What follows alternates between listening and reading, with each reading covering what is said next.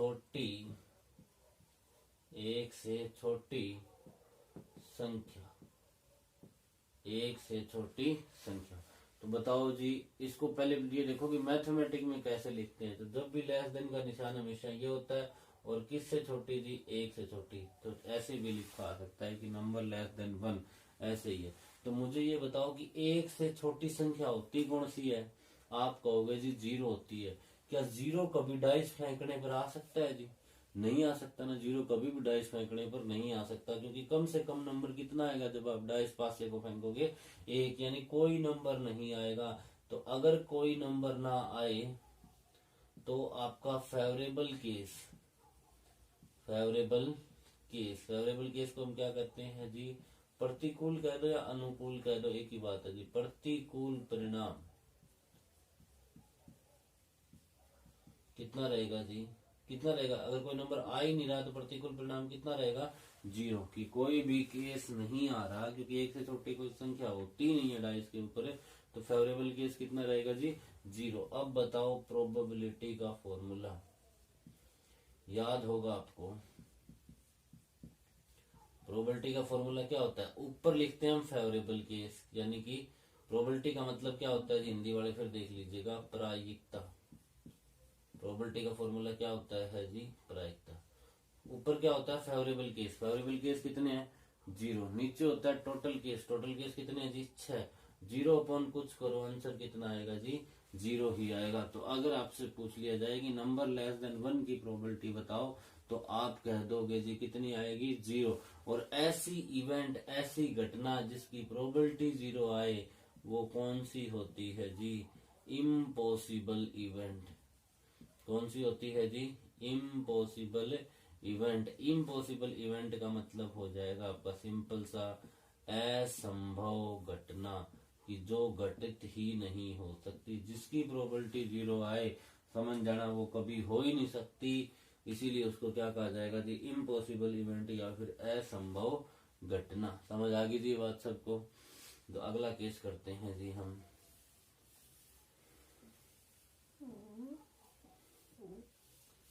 अगली बार जी, अब हम करते हैं नंबर, फिर भी कुछ एक प्रॉब्लम हो तो आप पिछली वीडियो को दोबारा देखिएगा जी।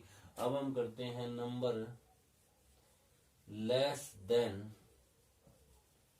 इक्वल टू 1 का केस देखते हैं जी। लेस देन इक्वल टू 1, इसको हिंदी में कहेंगे एक या एक से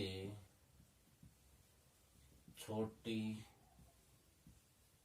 संख्या, एक या एक से छोटी संख्या। इसको लिखेंगे कैसे, इन दोनों को लिखेंगे ऐसे, एक से छोटी ये होगी, पर एक भी ले सकते, तो नीचे ये डंडा लगा दोगे। तो इसको बोलोगे कैसे आप, लेस देन इक्वल टू, या फिर एक या एक से छोटी संख्या। तो मुझे ये बताओ, ऊपर वाले टोटल केस पे चलो अपने, एक या इससे छोटी तो कोई होती नहीं, तो सिर्फ कितनी होगी, एक होगी कि नहीं होगी।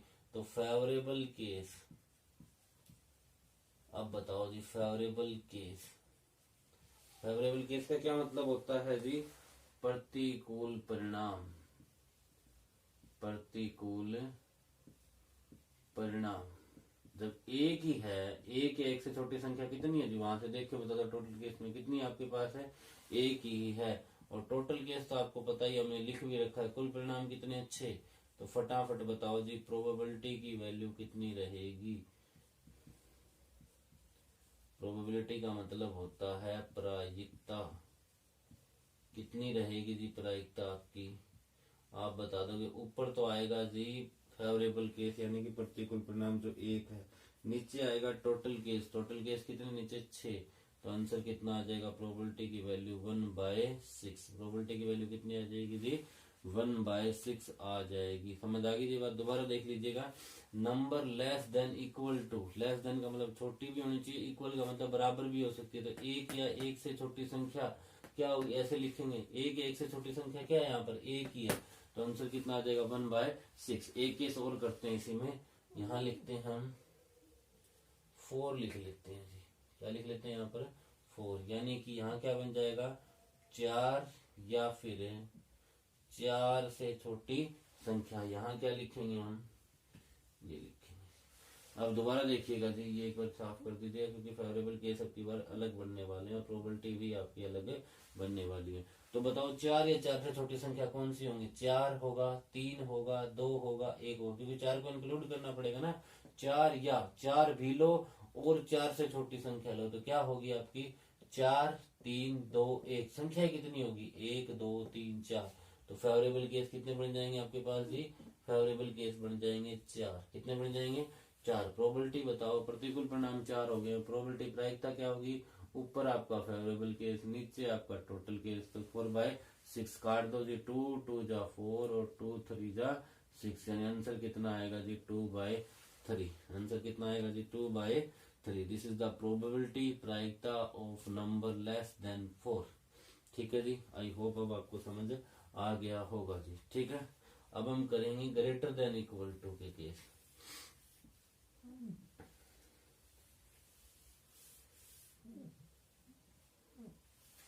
अब हम करेंगे number greater than equal to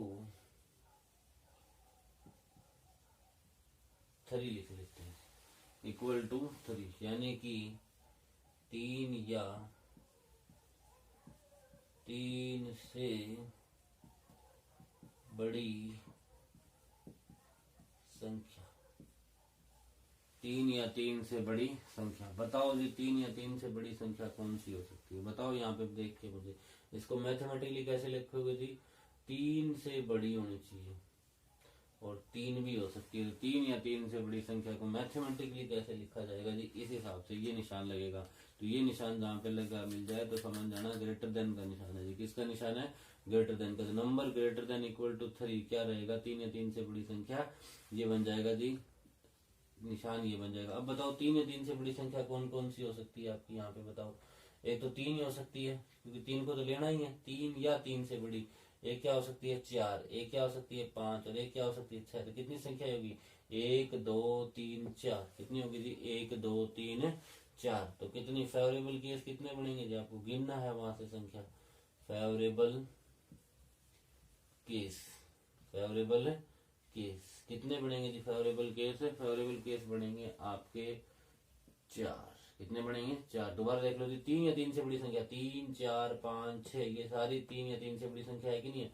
तो फेवरेबल केस कितने बनेंगे? 4। यानी फेवरेबल केस को कहा जाता है प्रतिकूल परिणाम। प्रतिकूल परिणाम। ठीक है जी। तो प्रतिकूल परिणाम कितने हो गए आपके? 4। टोटल केस कितने थे आपके पास? कुल परिणाम कितने थे? 6। फटाफट बताओ जी, अब प्रोबेबिलिटी कितनी बनेगी? अब बता दो जी प्रोबेबिलिटी। प्रोबेबिलिटी का फॉर्मूला क्या होता है जी? प्रोबेबिलिटी को हिंदी में क्या कहते हैं हम? प्रायिकता। ऊपर क्या आता है आपके पास? फेवरेबल केस यानी कि प्रतिकूल परिणाम कितना है? 4। नीचे क्या आएगा? टोटल केस कितना होगा? 6। 2 से काटो, 2 2 जा 4, 2 3 जा 6, 2 3 जा 6। तो आंसर क्या आ जाएगा? 2/3। आंसर क्या आ जाएगा जी? 2/3। दोबारा देख लीजिएगा, number greater than equal to 3 यानी कि 3 या 3 से बड़ी संख्या। तो ये होगा जी निशान। फेवरेबल केस कौन से बनेंगे? 3, 4, 5, 6। तो 4 बन जाएंगे जी, तो 4/6 हो जाएगा। अगर फिर भी नहीं समझ आ रहा है तो वीडियो को दोबारा रिपीट करके देखो, वहीं से फिर समझ आ जाएगा जी आपको। अब आप खुद से ट्राई करके देखोगे 4 के केस में। आंसर बता देता हूं मैं 4 के केस में आपका क्या रहेगा। ठीक है, देखिए 4 या 4 से बड़ी संख्या, आंसर रहेगा आपका 1/2। ट्राई करके देखिएगा जी आ रहा है कि नहीं आ रहा है। ठीक है जी। बाकी आप लोगों से रिक्वेस्ट की जाती है कि आप लोग टेलीग्राम पर भी ज्वाइन कर सकते हैं जी, पवन आंसर्स के नाम से टेलीग्राम इंस्टॉल कीजिएगा। टेलीग्राम के ऊपर भी हमारा एक चैनल है, वहां पे आप जाके वहां पे डेली लिंक मिल जाएंगे आपको कि कौन सी वीडियो अपलोड हो चुकी है, और उसी हिसाब से आप डिटेल वहां से देख सकते हैं जी। ठीक है, तो टेलीग्राम ग्रुप भी ज्वाइन कीजिएगा जी। उस पर स्क्रीनशॉट वगैरह, एक्स्ट्रा असाइनमेंट वगैरह भेजी जा सकती है आपको। इसके बाद अब हम बात करते हैं जी फैक्टर की। एक क्वेश्चन आपसे ऐसे पूछा जा सकता है कि फैक्टर बताओ। फैक्टर को कहते हैं हम गुणनखंड।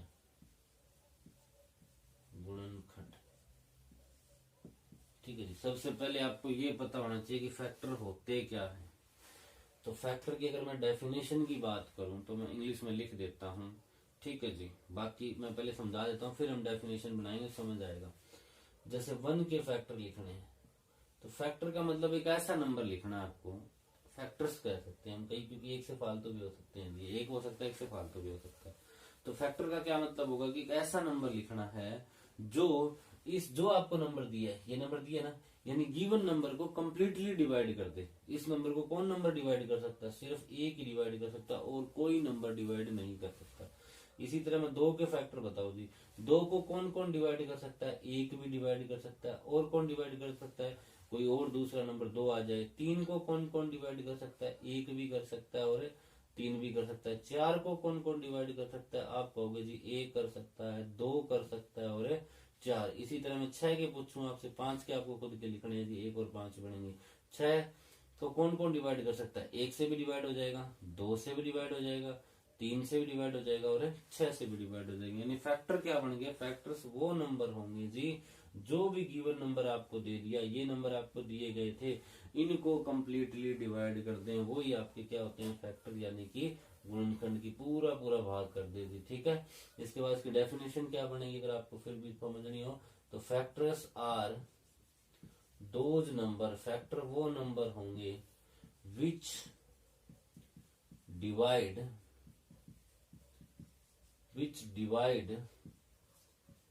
गिवन नंबर कंप्लीटली, ठीक है। हिंदी में बोल के बता देता हूं, फैक्टर वो संख्याएं होंगी जो दिए गए नंबर को पूरा पूरा भाग कर दे, वो क्या कहलाती है जी? फैक्टर, यानी कि गुणनखंड। अब मैं आपसे क्वेश्चन पूछता हूं, समझ आ गया जी फैक्टर क्या होते हैं? अब आपसे क्वेश्चन पूछते हैं जी, find the probability of getting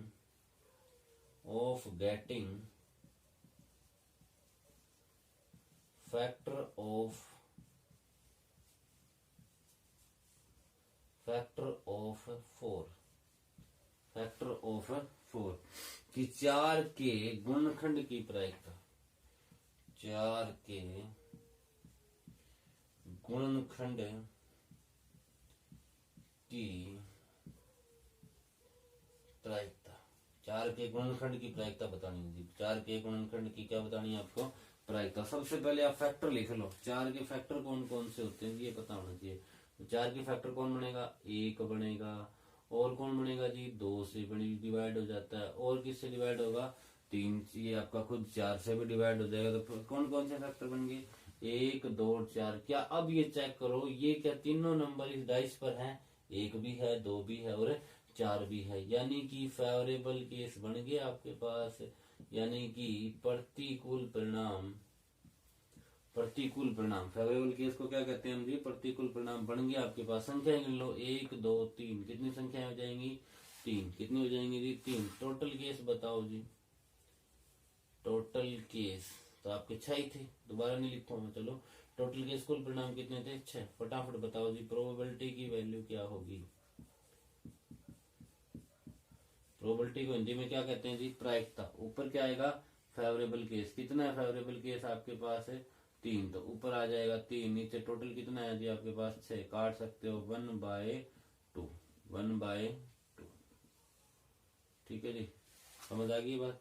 अब आपको खुद से ट्राई करना है जी, ये ना समझ आ रहा तो इसी वीडियो को दोबारा देखो जहां से समझ नहीं आई जी। अब आप खुद से ट्राई कीजिएगा जी, फैक्टर ऑफ 6 यानी कि 6 के गुणनखंड की प्रायिकता बताइएगा जी। आंसर बता देता हूं आपको, आंसर आएगा 2/3। आंसर कितना आएगा? 2/3। समझ आ गई थी ये बात? ठीक है, क्योंकि 6 के फैक्टर कौन कौन से हो सकते हैं? 1 हो सकता है, 2 हो सकता है, 3 हो सकता है और 6 हो सकता है। कितनी संख्याएं होंगी? 4। तो फेवरेबल केस कितने होंगे? 4। नीचे आएगा टोटल कितना? 6। काटोगे 2 2 जा 4 और 2 3 जा 6। तो ये हो गया आपका फैक्टर का केस। इसके बाद आता है जी मल्टीपल। इसके बाद क्या आता है? मल्टीपल्स। मल्टीपल्स को कहते हैं गुणज। मैं बात करूं मल्टीपल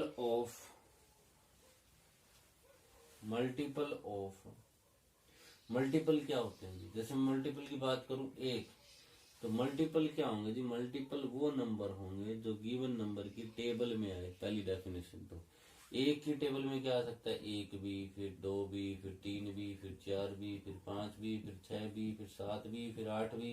पर आगे वाले हमारे कोई काम के नहीं है, क्योंकि हमें नंबर कहाँ तक होते हैं, डाइस के ऊपर है 6 तक। इसी तरह 2 के मल्टीपल बताओ जी, तो क्या बनेगा, 2 बनेगा जी, 2 के बाद 4 बनेगा, 4 के बाद टेबल में क्या आएगा, 6, 6 के बाद क्या आएगा, 8, 8 के बाद क्या आएगा, 10। पर ये कोई काम के नहीं है, क्योंकि ये डाइस पर होते ही नहीं है। 3 के बताओ जी, क्या बनेंगे, 3 क्या बनेगा, फिर 3 की टेबल में क्या आता है, 6, 6 के बाद क्या आता है, 9, ये भी आगे कोई काम के नहीं है। 4 के बताओ जी, 4, 4 के बाद क्या आएगा, 8, ये कोई काम का नहीं है। तो ये क्या होते हैं जी, मल्टीपल। सो मल्टीपल की डेफिनेशन में बोल के बता देता हूँ जी, मल्टीपल वो नंबर है, मल्टीपल आर दोज नंबर, गुणज वो संख्याएं होती है जी, विच इज डिविजिबल, जो खुद डिविजिबल होती है। पिछली बार के केस में फैक्टर में कहा था कि जो गिवन नंबर को डिवाइड कर दे, लेकिन अब की बार क्या होगा जी, मल्टीपल्स वो नंबर है, multiple are those number which are divisible by given number, जो गिवन नंबर से डिविजिबल होते हैं, तो वो क्या कहलाएंगे, मल्टीपल्स। तो मल्टीपल्स की डेफिनेशन क्या हो जाएगी, multiples are those number which are divisible by given number. अब मैं आपसे क्वेश्चन पूछता हूँ जी, find the probability of getting multiple of 4, multiple of 4, 4 के मल्टीपल आना चाहिए। तो बताओ जी 4 का मल्टीपल क्या होते हैं, आप कहोगे जी 4 होते हैं, 4 के बाद 8 भी होता है। क्या कभी 8 इसके ऊपर हो सकता है, नहीं हो सकता। तो हमारे काम की एक ही संख्या रही कि नहीं रही जी, हाँ जी। तो हमारे पास मल्टीपल का मतलब आपको बता दिया जी, गुणज होते हैं। तो हमारे पास फेवरेबल केस कौन से बनेंगे, फेवरेबल केस का मतलब होता है प्रतिकूल परिणाम। कितनी बड़ी संख्या, आप कहोगे जी सिर्फ एक बनी, तो फेवरेबल केस कितना हो जाएगा, एक। प्रोबेबिलिटी बताओ जी कितनी रहेगी, प्रोबेबिलिटी आप कह दोगे जी, प्रायिकता आप बता दोगे। ऊपर रहेगा फेवरेबल केस यानी कि प्रतिकूल परिणाम 1, नीचे रहेगा टोटल केस, तो नीचे क्या आ जाएगा जी 6। समझ आ गई जी बात। अब मैं आपको बताता हूँ, नहीं आई हो तो रिपीट करो जी इसको बार बार। अगर वैसे करेंगे तो वीडियो बहुत लंबी बन जाएगी, इसलिए आपका टाइम भी वेस्ट ना हो। जो बच्चे जिनको समझ आ गया, इसलिए आप रिपीट कर सकते हो। अब अगर मैं पूछता हूँ मल्टीपल ऑफ 7, बताओ जी आंसर 0 आएगा कि नहीं आएगा। 7 के मल्टीपल क्या कभी हो सकते हैं डाइस के ऊपर जी, हो सकते हैं क्या कभी 7 के मल्टीपल, क्योंकि 7 के मल्टीपल की शुरुआत ही कहाँ से होगी जी, 7 से होगी। 7 के बाद क्या होगा 14, क्या कभी 7 हो सकता है, नहीं हो सकता, ये भी नहीं हो सकता। तो फेवरेबल केस कितना रहेगा हमारे पास, फेवरेबल केस कितना रहेगा जी, आप कहोगे जी 0। कितना रहेगा 0, जो फेवरेबल केस ही 0 तो प्रोबेबिलिटी भी कितनी रहेगी 0, और इसीलिए आंसर क्या आ जाएगा, प्रायिकता का मान है 0 आएगा। समझ आ गई जी बात, 0 वाला केस हमने करा हुआ है। एक क्वेश्चन मैं आपसे खुद पूछता हूँ, क्या आप फैक्टर, क्या आप प्रोबेबिलिटी निकाल सकते हो जी किसकी, फैक्टर ऑफ 7 की। बताओ जी फैक्टर ऑफ 7 कितने रहेंगे, इसकी प्रोबेबिलिटी बताओ जी कितने रहेगी आप। ठीक है जी, अगर नहीं आ रही हो तो मुझसे कांटेक्ट करें जी। इसका आंसर बता देता हूं मैं आपको, आंसर इसका चलो आप खुद से चूज कीजिएगा जी। 0 है ऑप्शन आपके पास, और एक है 1/6। ठीक है जी, मैं तो इसके साथ जाऊंगा, आप देख लीजिएगा जी आंसर कितना आएगा, आप खुद से ट्राई कीजिएगा जी। ठीक है, थैंक यू। फिर मैं आपको बता रहा हूँ, अगर आपको डेली लिंक चाहिए और चाहिए ऐसे क्वेश्चन का सॉल्यूशन चाहिए, तो आपको हमारा टेलीग्राम ग्रुप ज्वाइन करना पड़ेगा जी। टेलीग्राम पर जाकर टेलीग्राम डाउनलोड कर लीजिएगा, इंस्टॉल कर लीजिएगा अपने फोन के अंदर। वहां पर अपना अकाउंट बनाओ, वहां पर सर्च का ऑप्शन आएगा, पवन सहारन सर के नाम से टेलीग्राम के ऊपर एक और ग्रुप है, वहां पर इन क्वेश्चन के सॉल्यूशन आपको मिल जाएंगे। ठीक है जी।